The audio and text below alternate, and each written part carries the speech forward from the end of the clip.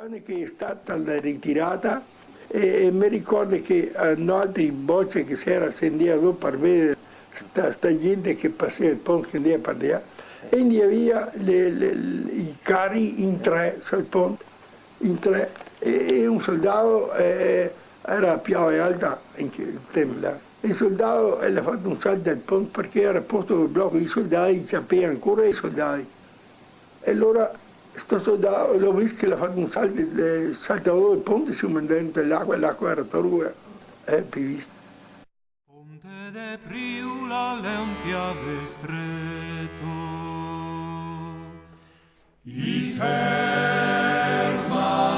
chi vien da Caporetto.